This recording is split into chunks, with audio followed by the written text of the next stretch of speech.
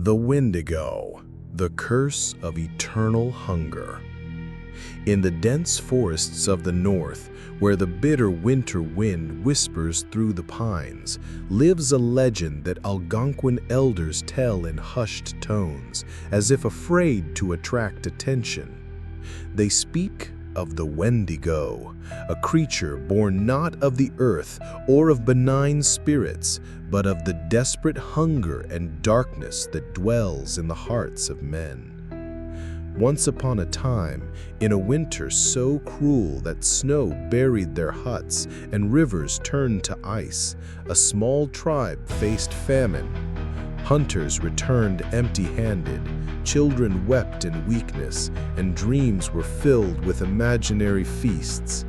It was then that a man, whose name had been erased from memory, succumbed to despair.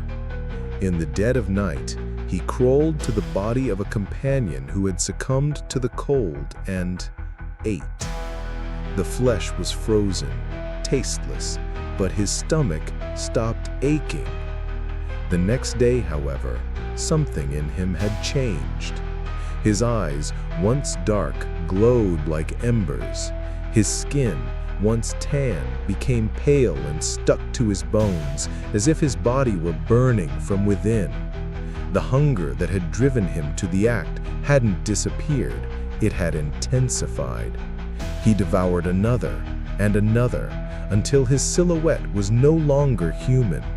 His nails became claws, his teeth elongated into fangs, and where his face had once been, there was now only a grotesque void, as if a deer's skull had fused with his flesh.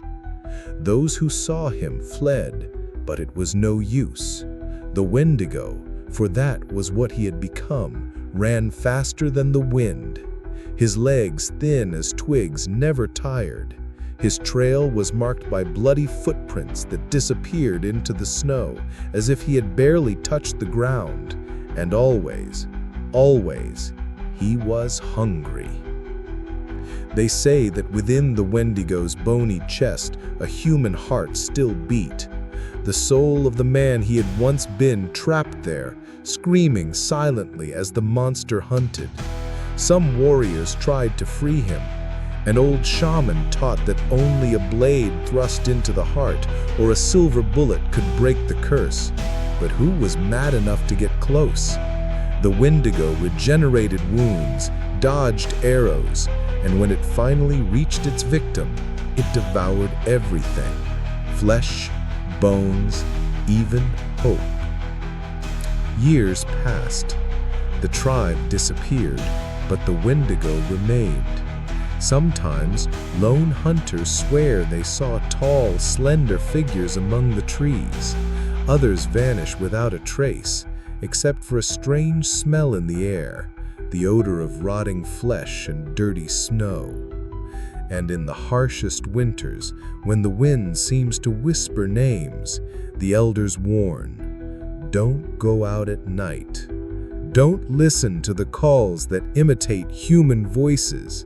And never, ever give in to hunger, because the worst curse isn't becoming a monster, it's remembering forever the taste of one's own lost humanity.